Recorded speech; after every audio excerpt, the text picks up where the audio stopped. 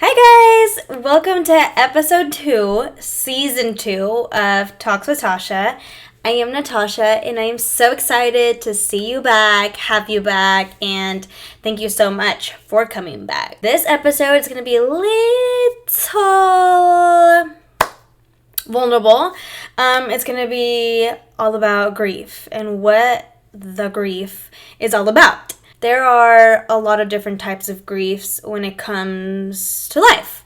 For example, there is the death grief, someone in your life has passed away. There's life grief, which again, we'll get into detail. There is relationship grief of a person that's still alive, grief over a certain life that you once dreamed about, thought about, and a lot more. So let's get started. I think the hardest grief of all is clearly when someone passes away. I believe that grief of someone that's passed away is the hardest. It's unexplainable when someone in your life, a loved one, a significant other in your life has passed. I don't think there is a rule book, a handbook, and instructions included on how to deal with such a thing because everyone goes through things differently, whether it's in life, in love, in grief, in relationships, you name it. I think it's so hard to pinpoint, this is how you should do it. This is the first step. This is the third and the second and the fourth. And it's just how do you even navigate such a world, Because, again, this is something that not many understand or have to go through or experience. And to those that don't experience it, I feel like I hope you never do because it is an unimaginable feeling. And I have gone through too many deaths in my life, and I feel like a part of me has gone through them very well, but then a part of me definitely still, when I remember, there's this, sense of guilt of, I'm not grieving this person enough, or I forgot that I was even grieving this person, and it's so insane to think that all of these feelings go and play into that experience, and it's just crazy. It's so crazy. You're, happy one minute, and then you're like, whoa, wait. This person has just died, or they died 6 months ago, and now I'm crying, or now I'm this, and it's just a crazy, crazy world. For example, I had an aunt that passed away, I believe last year, and this is what I mean, you kind of just go into this, shift, but, I felt as if I couldn't grieve her because I wasn't there in her last moments. I wasn't there and she wasn't there we weren't there for each other's lives as I became an adult. Because, you grow up and you stray away and you forget to talk to certain people. And a lot of my memories with her were so blurred, so blurred. And I was just I can't grieve her. I don't know if I can cry or to cry. There was this weird in between, and I remember just telling my mom I don't remember my memories with her, and I hate that because I know I had memories with her. I grew up with this, I was gonna say lady, but I grew up with my aunt. She took care of me, my siblings when my parents worked, and I was just I just felt so bad and so guilty. And I remember being at the funeral and just feeling these waves of emotions. Of course I was sad. Of course there was this weird feeling, but I also didn't know if I was allowed to feel this way because, again, of our experiences and my blurred past and memories. And then it hit me like a frickin' truck. I remember being at the funeral and at the burial, and it just hitting me. And I wept. I was weeping, and I was in my mom's arms, and I was just I remember everything, and it hit me. Y'all, the way it hit me, I literally was what is going on right now? What is this feeling? And I couldn't feel anything. I could just see, in my head as I was sitting there crying and upset, I was feeling and seeing I was seeing all these memories of her and her taking care of us and putting movies on for us, and my heart was just so broken. It was so broken. When I deal with grief, the times that I've had to, I have learned to let myself feel whatever it is that I'm feeling. So if I'm feeling sad, I let myself feel sad and I cry it out, or however I know that it's going to make me, like, whatever I know is going to make me feel better is what I do. Whether it's that with the gym, going on a run, crying in my bed, or, not doing anything for a good 24 hours is what I was going to do. I was so accustomed growing up to never feel my feelings and to just get over things because life goes on and yada, yada, yada, which I 100% understand. Life goes on. But in that moment, it just doesn't. It doesn't for me. I feel like time just stops, and having to have dealt with these emotions, I don't know why I'm getting emotional right now. It's hard. It's hard because there isn't, again, a rule book. There's not an instruction of this is how you deal with it. I don't know why I'm getting emotional. You see? This is grief right here. You think about everything. You think about all of the emotions and the people that you have lost in your life, and it is just a whirlwind. It's a different world that not many understand unless you have been through that. And man, is it a freaking shitty world. It is so hard to go through something like this because, again, we all grieve so differently, and it's also so frowned upon to grieve differently.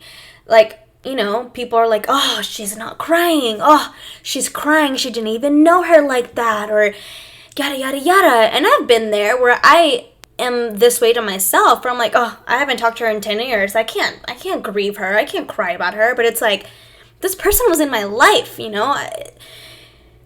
whether it was 10 years ago, 2 years ago, 2 minutes ago, this person was in my life, and how I choose to grieve is how I choose to grieve. And again, you have all this guilt and shame, and then all of these different emotions that come into play, and it's hard. Nothing can prepare you for the death of a loved one, of someone close to you or not close to you, but that you knew in the past. And I think for me that was hard to accept and to overcome and say, I knew this person, I once loved that person, and it is okay to feel the way that I am feeling.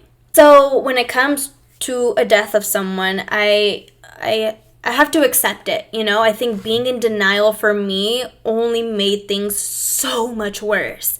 I think at the beginning when I heard the news, or from someone that told me like a friend has passed, or whatever the case was, I definitely was like, no, there's no way. I'd call their phone and I'm like, there's no way that they've passed, that they died, right? I'm just like, there's no way. And denial is a part of the process, and I think it comes in waves. You feel it at the beginning, or you feel it at the end, or the middle, and that is completely okay. I think from my experience, for me, it was I had to accept it, because if I didn't accept it, I was never going to be okay. From then on, I allowed to let myself feel all the feelings, the good, the bad, the ugly, the medium. I let myself feel it all, experience it all, because if you don't, you're going to be in denial, and suppressing all those emotions that you feel will never help you, or like they would never help me in that sense. Like, I knew that if I was like, whatever, I'm not crying today, I'm just not gonna cry, it was like, oh girl, it's gonna come out eventually. So it either comes out now, or it comes out a week from now, a month from now, 6 months from now. I haven't had somebody pass away in a good minute now, but I can't imagine me not experiencing my aunt's death and then not feeling all of those feelings, and then they coming out now. And I know that in a way time heals all wounds, but it's also like the wounds will always be there. Those scars will always be there. And I have a couple that I absolutely love about grief, and one is, grief never ends, but it changes. It's a passage, not a place to stay. Grief is not a sign of weakness nor a lack of faith. It is the price of love. When I think about grief too, it's like the love that can no longer go anywhere. So, for example, my aunt, I can't love her anymore, but there is still that love there. Or a dear friend of mine that passed, I can't love him anymore, but the love is still there. They're not here anymore for me to express that, to show that, to give them that. It gets better, it gets easier, but it never goes away. I think grief will always be there, and it'll be there in so many aspects of your life. And I never realized that until I went deeper into therapy. Therapy, you know, we talked about all these different versions of grief, and I was experiencing it with people that were still alive. I was experiencing it in my own life where, you know, this job wouldn't work out, and I was just like, oh my gosh, like, my life is over, this isn't gonna work out, and yada yada yada. And here I had this vision, this thought, this idealization, this romanticizing phase of this is how my life is gonna go, this is what I'm gonna do, how it's gonna be, and then it's just like, psych, that's not what's happening. And I think that's what the grief of life is for me, in the sense of like, I have to grieve the life I once thought I was going to be living. I have to grieve this person that I thought was going to be in my life forever, as a partner, as a boyfriend, as a husband, as a friend. And I have to grieve what I once thought was going to be my life. And I think that's so important, and I don't think it's talked about enough, because people think grief is just like a one-way street. It's when someone dies. Absolutely not. There's your thoughts that die, your future that dies, your idealization of that life or that romantic partner, that friendship, and the thought, you know. I think for me it was so important to realize, like, my life is no longer that way. I have to accept it. That life is never going to happen, or it won't happen with a specific person, and I need to move on. I need to grieve that idealization, that thought, and that hope, and continue on and create a better life, or romanticize something on my own for myself. And I think that's really hard for people to grasp, because they don't understand. I grew up idealizing this one specific person in my life. I grew up thinking this person could never do me wrong. They could do no wrong in my eyes. That they were freaking Superman. They were the most amazing person in my life. And again, it was like full blown, this person is amazing. They would never do me wrong. They are my protector. They are my everything.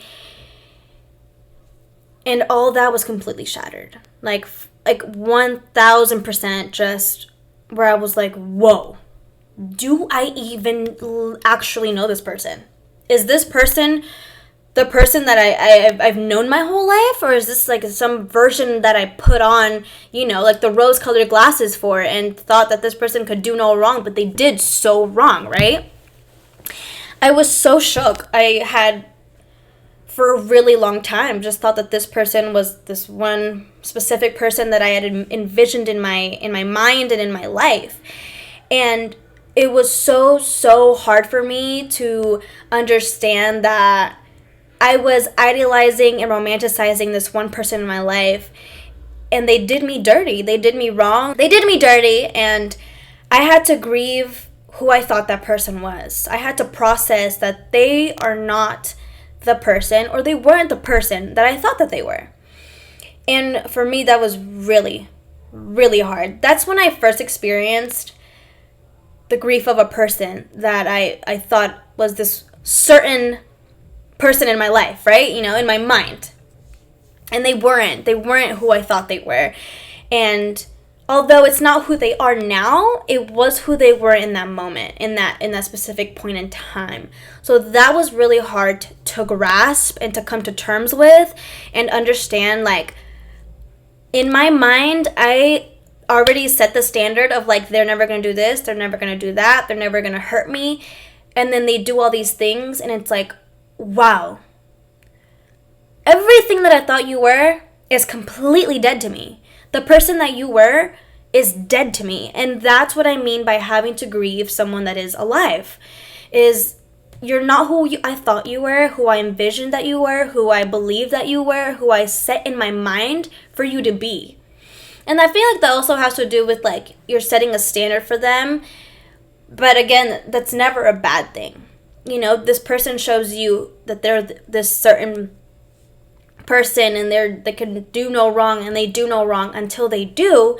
And it's like, now you have to backtrack and realize, wow, like, I idealized, I fantasized, I romanticized everything that I thought you were and that you could be, that you no longer are. That's having to grieve a person that is alive, that you once thought like, oh my God, like I thought he was gonna be my boyfriend and then my husband and then we were gonna have kids and we were gonna live this amazing life. And then you have to grieve that. You have to grieve that process, the relationship that you once had, that person that you once had the relationship with.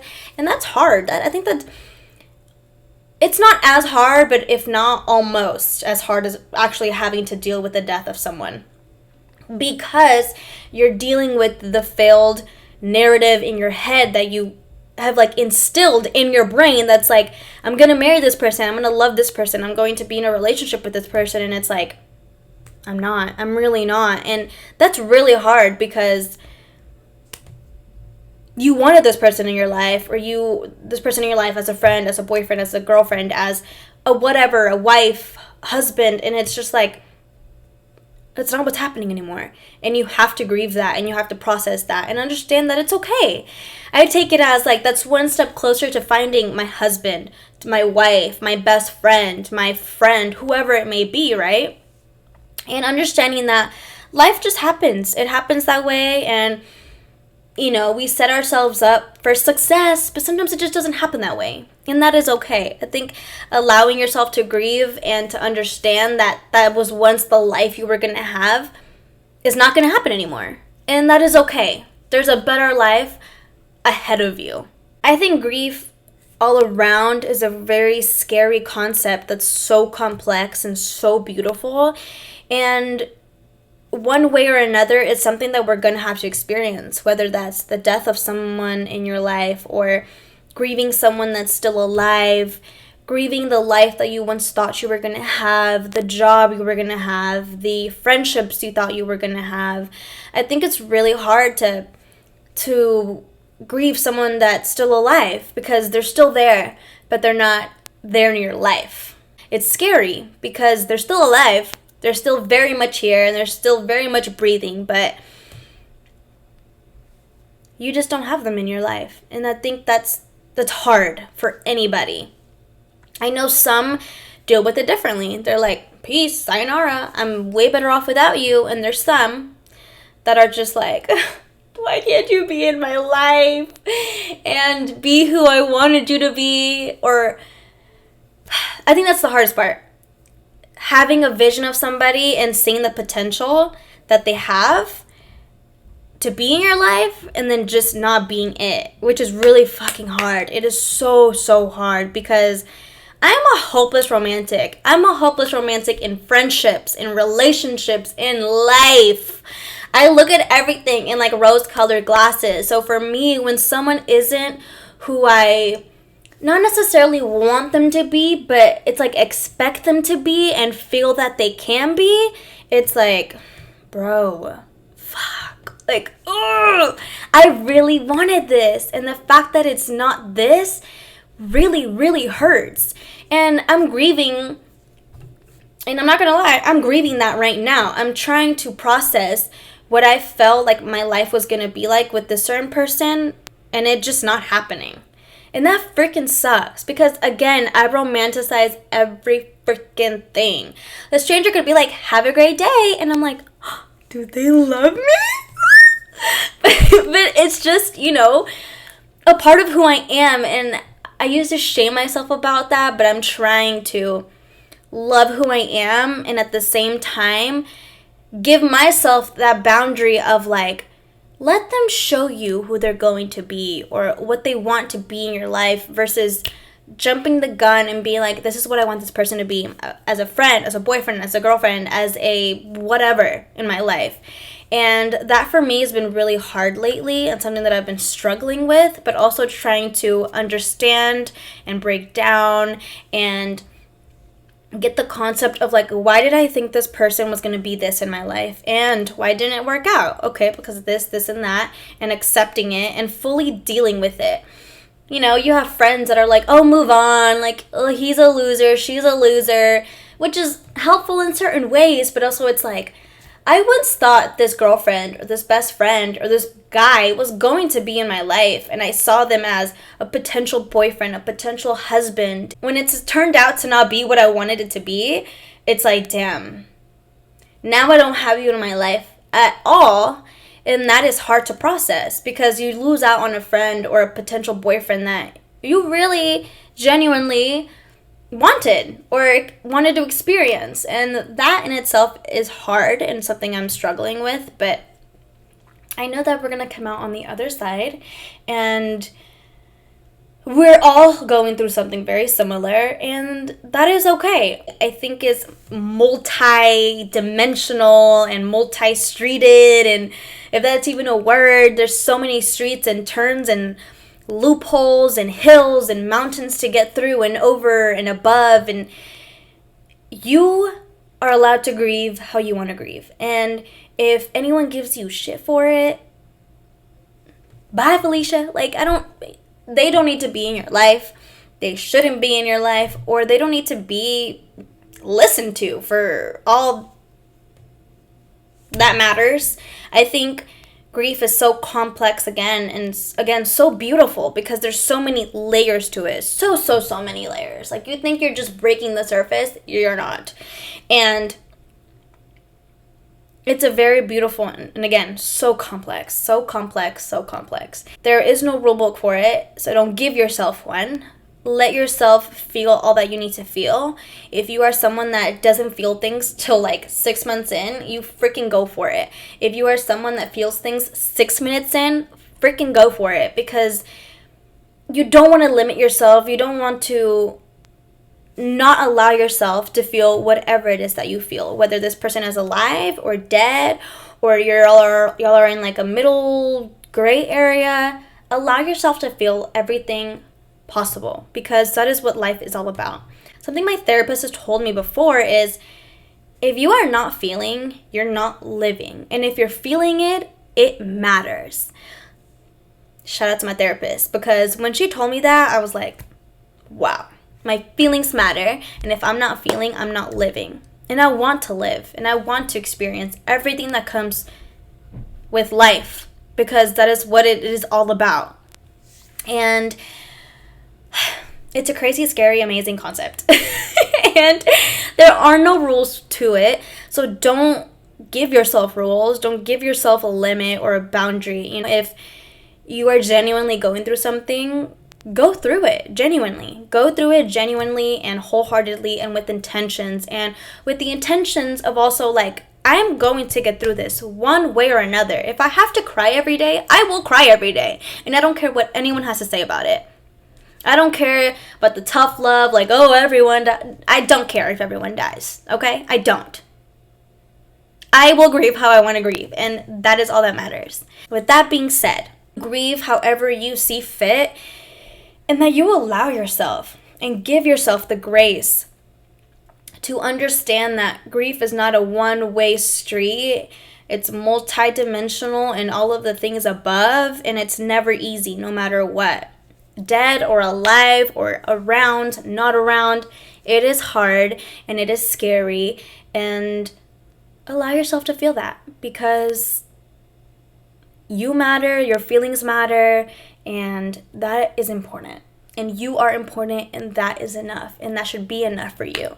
I hope you guys enjoyed this episode of my podcast called What the Grief. I hope you kind of got like a good concept, and I hope you learned a little bit about what it means to grieve and to go through the process and to understand that there is no rule book, no instructions included, and I hope you take away something from this podcast episode. Thank y'all so much for coming back. Happy Mother's Day to all the beautiful, amazing mothers. Thank y'all so much for coming. Like, share, and subscribe. And I will see y'all all next week. Mwah.